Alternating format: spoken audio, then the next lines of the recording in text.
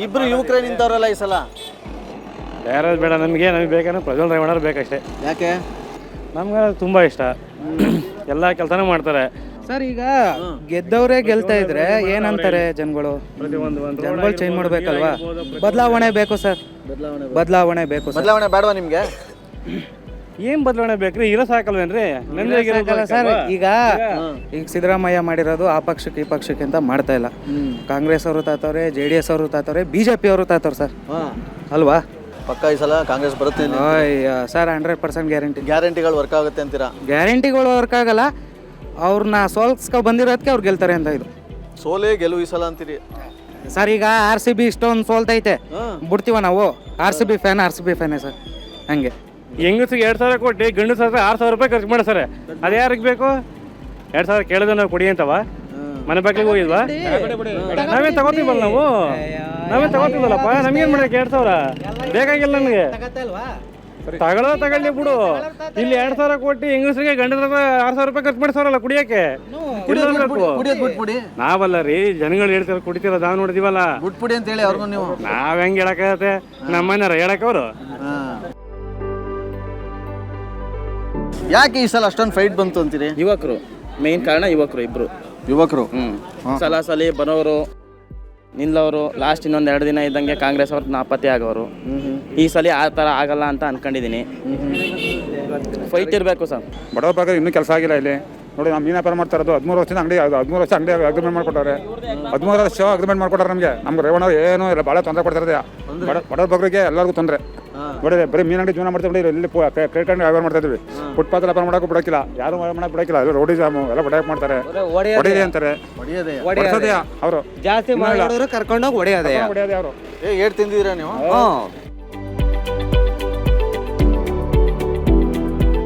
ಏನು ಈ ಕಾಂಗ್ರೆಸ್ ಅವ್ರು ಬಂದರೆ ಮಳೆನೇ ಆಗಲ್ಲ ಅಂತಾರೆ. ಅದು ಸತ್ಯ. ಅದು ಕಾಂಗ್ರೆಸ್ ಇಲ್ಲೇ ಈ ಥರ ಆಗಿರೋದು. ಅವ್ರು ಬಂದಾಗಲೇ ಯಾವ ಕಾಲದಲ್ಲೂ ಮಳೆ ಇಲ್ಲ. ಮತ್ತು ಈಗ ತಾನೇ ಹವಾಮಾನ ಅಂದರೆ ವಾತಾವರಣ ಹಂಗೆ ಪಕ್ಷನೂ ಹಂಗೆ ಆಗೈತಲ್ಲ, ಅದಕ್ಕೆ ಅದಕ್ಕೂ ಅಟ್ಯಾಚ್ಮೆಂಟ್ ಇದ್ದಂಗೆ ಅವ್ರಿಗೆ ಅಯ್ಯಸ್ಕಂತ ಕಬ್ಬಣ ಇದ್ದಂಗೆ.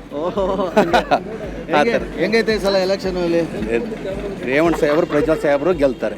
ರೇವಣ್ಣ ಸಾಹೇಬ್ರ ಮಗ ಪ್ರಜ್ವಲ್ ಸಾಹೇಬರು 190%, 1 ಲಕ್ಷ ಲೀಡರ್ ಗೆಲ್ತಾರೆ. 1 ಲಕ್ಷ ಲೀಡರ್ ಅದು ನೀವು ಜಾಸ್ತಿ, ನಾನು ಹೇಳಿರೋದೇ ಕಮ್ಮಿ, 1 ಲಕ್ಷದ ಮೇಲೆ. ಏನು ಟ್ರೆಂಡ್ ಜಾಸ್ತಿ ಆಗಕ್ಕೆ ಏನು ಕಾರಣ? ಏನು ಹೆಂಗ್ ಟ್ರೆಂಡ್ ಚೇಂಜ್ ಜಾಸ್ತಿ? NDA ಅಭ್ಯರ್ಥಿ, ಆಮೇಲೆ ಮತ್ತೆ ನರೇಂದ್ರ ಮೋದಿನ ನೋಡ್ತಾವ್ರೆ ಜನಗಳು. ತುಂಬಾ ಜನ ಹೇಳ್ತಾರೆ ಸರ್, ಈಗ ತುಂಬಾ ಜನ ಈಗ ಪ್ರೀತಮ್ ಗೌಡ್ರು ಎಲ್ಲಾರು ಒಳೆ ಇಟ್ಟು ಕೊಟ್ಬಿಟ್ರೆ ಎಫೆಕ್ಟ್ ಆಗುತ್ತೆ. ಅದೇನಿಲ್ಲ, ಎಲ್ಲ ಅಂತಾರಾಷ್ಟ್ರೀಯ ಮಟ್ಟದಲ್ಲಿ ಸಾಲ್ವ್ ಮಾಡ್ಯಾರ. ಅದೇನು ವ್ಯವಸ್ಥೆ ಹತ್ತವಾಗಿ ಅದೇನು ನಡೀತಿಲ್ಲ. ಅವ್ರಿಗೂ ಟಾರ್ಗೆಟ್ ಕೊಟ್ಟಿರ್ತಾರೆ. ಪ್ರೀತಮ್ ಅಣ್ಣಂಗೂ ಅಟ್ಲೀಸ್ಟ್ ನಿಮ್ಮ ಕ್ಷೇತ್ರದಲ್ಲಿ ಎಷ್ಟು ಲೀಡ್ ಬರಬೇಕು ಅಂತ ಹೇಳಿರ್ತಾರೆ. ಹಂಗಾಗಿ ಪ್ರೀತಮ್ ಗೌಡ್ರು ಮಾಡ್ತಾರೆ, ಕೆಲಸ ಮಾಡ್ತಾ ಇದ್ದಾರೆ. ಅದ್ರ ಮಟ್ಟಿಗೆ ಮಾತಾಡಂಗಿಲ್ಲ. ಒಟ್ಟಿನಲ್ಲಿ ಯಾವ ಆಸ್ಪತ್ರೆ, ಸ್ಕೂಲು, ಕಾಲೇಜು, ಪ್ರತಿ ದೇವಸ್ಥಾನ, ರಸ್ತೆ, ಚರಂಡಿ ಎಲ್ಲ ಅಭಿವೃದ್ಧಿ ಎಲ್ಲ ದೇವೇಗೌಡ ಕುಟುಂಬದಿಂದಲೇ ಆಗಿರೋದು. ಆರ್ಥಿಕತೆಯಲ್ಲಿ ಎಲ್ಲ ಉದ್ರಲ್ಲಿವೆ. ಏನು ಸರ್ ನಿಮ್ಮ ಪ್ರಕಾರ ಬಿಸಿಲು ಕಾವು ಜಾಸ್ತಿ ಆಯ್ತೋ ರಾಜಕೀಯ ಕಾವು ಜಾಸ್ತಿ ಆಯ್ತೋ ಹೊಳೆನರಸೀಪುರದಲ್ಲಿ? ಎರಡೂ ಜಾಸ್ತಿ ಇದೆ, ಬಿಸಿಲು ಜಾಸ್ತಿ ಇದೆ, ರಾಜಕೀಯ ಜಾಸ್ತಿ ಇದೆ. ಹೌದಾ? ಯಾಕೆ ಇಷ್ಟೊಂದು ರಾಜಕೀಯದ ಕಾವು ಯಾಕೆ ಇಷ್ಟೊಂದು ಜಾಸ್ತಿ ಆಯಿತು ಅಂತೀರಿ? ಹೊಸ ಅಭ್ಯರ್ಥಿ ಇದು ಮಾಡೋ ಅಂತ ಅನ್ಕೊಂಡಿದ್ದೀವಿ. ಶ್ರೇಯಸ್ ಪಟೇಲ್ ಅವ್ರನ್ನ ಇದು ಮಾಡ್ಕೊಂಡು. ಯಾಕೆ ಸರ್ ಪ್ರಜ್ವಲ್ ರೇವಣ್ಣ ಅವ್ರು ಏನು ಮಾಡಿದ್ರು? ಪ್ರಜ್ವಲ್ ರೇವಣ್ಣ ಅವರು ಮಾಡಿದ್ದಾರೆ. ಪ್ರಜ್ವಲ್ ರೇವಣ್ಣ ಅವ್ರಿಗೂ ವಸತಿ ಗೆಲ್ಸಿದ್ದೀವಿ. ಶ್ರೇಯಸ್ ಪಟೇಲ್ ಅವ್ರ ಕಡೆಯಿಂದ ಅಂತ ಎಕ್ಸ್ಪೆಕ್ಟೇಷನ್ ಇದೆ ನಿಮ್ಮ ಹತ್ರ? ಈಗ ಅವ್ರು ಎಷ್ಟು ಅಭಿವೃದ್ಧಿ ಮಾಡೋರು, ಇವರು ಶ್ರೇಯಸ್ ಪಟೇಲ್ ಅಷ್ಟು ಅಭಿವೃದ್ಧಿ ಮಾಡ್ತಾರೆ ಪಕ್ಕ. ಈಗ ಅವ್ರು ಮಾಡಿಲ್ಲ ಅಂತ ಹೇಳ್ತಿಲ್ಲ, ಪ್ರಜ್ವಲ್ ರೇವಣ್ಣ ಅವರು ಅಭಿವೃದ್ಧಿ ಮಾಡೋರೆ. ಈಗ ಇವ್ರು ಬಂದರೆ ಇವರು ಅಭಿವೃದ್ಧಿ ಮಾಡ್ತಾರೆ ಅಂತೀರಪ್ಪ? ಹಾಂ.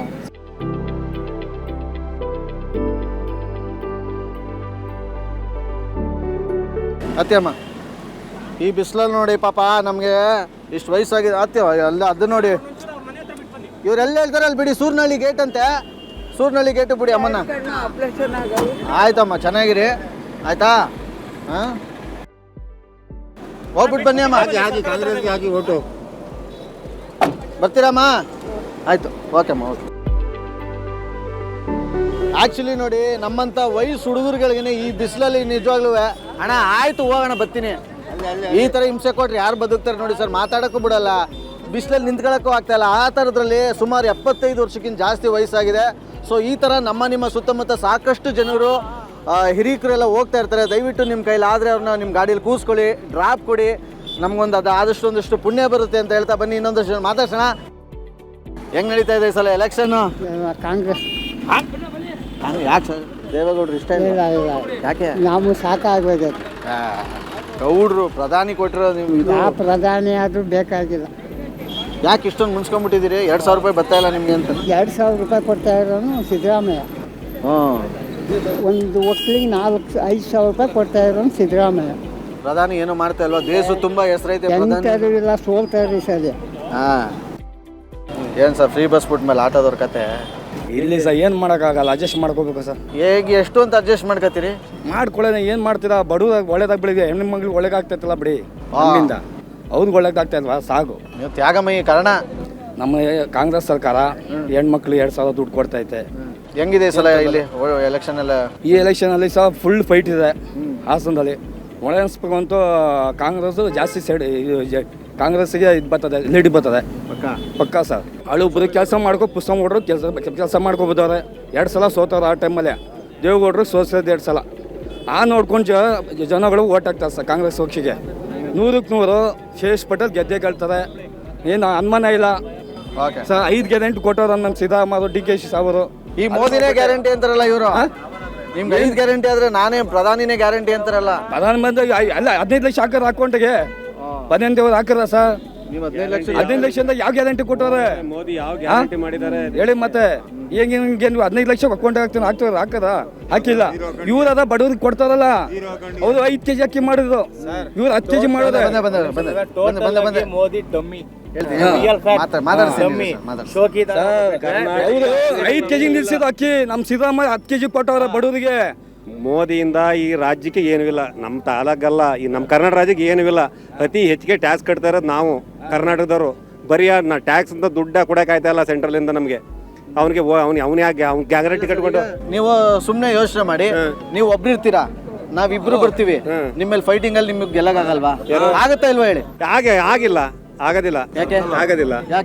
ಜನಗಳು ತೀರ್ಮಾನ ಮಾಡ್ತಾರೆ. ಇವರು ಹೋದ್ ಸರಿ ಇವರು ಕಾಂಗ್ರೆಸ್ ಅವ್ರ ಜೊತೆ ಮೈತ್ರಿ ಮಾಡ್ಕೊಂಡ್ರು. ಕಾಂಗ್ರೆಸ್ ಅವ್ರ ಜೊತೆ ಮೈತ್ರಿ ಮಾಡ್ಕೊಂಡು ಗೆದ್ರು. ಜನ ದಡ್ರೇನ್ರಿ? ಎಲ್ಲ ಯೋಚನೆ ಮಾಡ್ತಾರೆ ಜನಗಳು. ರಾಜಕೀಯ ಏನು ಜನಗಳು ಏನು ದಡ್ರಲ್ಲ. ಅದು ಹೊಳೆ ನರಸೀಪುರದವ್ರು ಹಾಸನ ಜಿಲ್ಲೆ ಏನು ದಡ್ರಲ್ಲ. ಇವರು ಅನುಕೂಲ ತಕ್ಕನಾಗಿ ಬೇರೆ ವರ್ಷಕ್ಕೆ ಒಂದೊಂದ್ಸರಿ ಒಂದೊಂದ್ ಜೊತೆ ಪಾರ್ಟಿ ಜೊತೆ ಹೊಂದಾಣಿಕೆ ಮಾಡ್ಕೊಂಡ್ಬಿಟ್ರೆ ಜನಗಳು ಓಟ್ ಕೊಡ್ತಾರ. ಯಾವುದೇ ಕಾರಣಕ್ಕೂ ಇಲ್ಲ. ಬದಲಾವಣೆ ಆಗಿದೇನು ಆಗೋಗಿದೆ. ಗಂಡು ಮಕ್ಳಿಗೆ ಏನು ಮಾಡಿಲ್ಲ ಅಂತಾರಲ್ಲ, ಅವನು ಮಾಡಿಲ್ಲ ಅಂತಾರಲ್ಲ. ರಿಯಲ್ ಫ್ಯಾಕ್ಟ್ ಆಗಿ ಹೇಳ್ತೀನಿ, ಕಾಂಗ್ರೆಸ್ ವಿರೋಧ ಯಾವನ್ ಮಾತಾಡ್ತಾನೆ? ಯಾಕೆಂದ್ರೆ ಬಿಜೆಪಿ ದುಡ್ಡು ತಗೊಳ್ಳಿಲ್ವಾ? JDS ಓಟ್ ಹಾಕೋರು ದುಡ್ಡು ತಗೊಂಡಿಲ್ವಾ? ಅನ್ನ ತಿಂತ ಇಲ್ವಾ? ಬಸ್ಸಲ್ಲಿ ತಿರ್ಗಾಡ್ತಾ ಇಲ್ವಾ? ಅಷ್ಟವ್ರು ತಾಕತ್ತಿದ್ರೆ ಓಪನ್ ಆಗಿ ಹೇಳ್ತೀನಿ, ಬಿಜೆಪಿ ಓಟ್ ಹಾಕೋ ಲೇಡೀಸ್ ಆಗಲಿ ಜೆಂಟ್ಸ್ ಆಗಲಿ ಯಾರೇ ಆಗಲಿ, ನಾನು ಬಿಜೆಪಿಗೆ ಓಟ್ ಹಾಕ್ತೀನಪ್ಪ, ನಾನು ಫ್ರೀ ಬೇಡ, ನನಗೆ ಟಿಕೆಟ್ ಕೊಡ್ಲಿ ಅಂತ ಅವ್ನು ಹೆಂಡ್ತಿಗೆ ದುಡ್ಡು ಕೊಟ್ಟು ಕಳಿಸ್ಲಿ. ಕೊಡ್ತಿರೋದು ಲೇಡಿಗಾದ್ರು, ದುಡ್ಡು ಉಳಿದ್ರೆ ಜೆಂಟ್ಸಿಗೆ. ಇದೆಲ್ಲ ಇಟ್ಕೊಂಡು ಈ ಸಲ ಖಂಡಿತ ಶ್ರೇಯಸ್ ಪಟೇಲ್ಗೆ ಯಾವಾಗಲೂ ಮತ ಇರ್ತೀವಿ, ಮತ ನೀಡೇನಿರ್ತೀವಿ, ಅವ್ರು ಗೆಲ್ಸ್ಕೊಂತೀವಿ. ಮೋದಿಗೆ ಓಟ್ ಕೊಡೋಕೆ ಇಷ್ಟ ಆಗಲ್ಲ. ಇಲ್ವಾ? ಕೊಡೋಕೆ ಇಷ್ಟ ಆಗಲ್ಲ. ಯಾಕೆ ಸರ್? ದೇಶಕ್ಕಾಗಿ ಮೋದಿ ಅಂತಾರಲ್ಲ ಎಲ್ಲರೂ.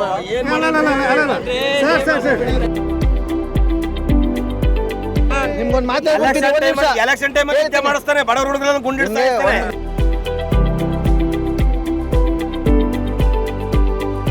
ಇಲ್ಲ ಸರ್, ನಮ್ದು ಕಾಂಗ್ರೆಸ್ನೇ. ನಾವು ಕಾಂಗ್ರೆಸ್ಗೆ ಓಡಬೇಕು. ನಮಗೆ ಇನ್ನು ಅನ್ನ ಕೊಟ್ಟಿರೋ ಇಂದಿರಾ ಗಾಂಧಿ ನನಗೆ ಅನ್ನ ಕೊಟ್ಟವಳ ತಾಯಿ, ಅವಳಿಗೆ ಅನ್ನ ಕೊಟ್ಟಿರೋ ತಾಯಿಗೆ ನಾವು ಮೋಸ ಮಾಡೋಕ್ಕಲ್ಲ. ನಾವು ಇಂದಿರಾ ಗಾಂಧಿಗೆ ನಾವು ಓಟ್ ಕೊಡೋದು ಸರ್.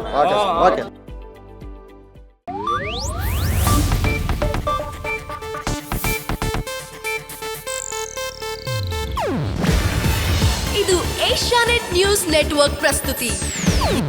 ನೀವು ನೋಡ್ತಿದ್ದೀರಾ ಏಷ್ಯಾನೆಟ್ ಸುವರ್ಣ ನ್ಯೂಸ್.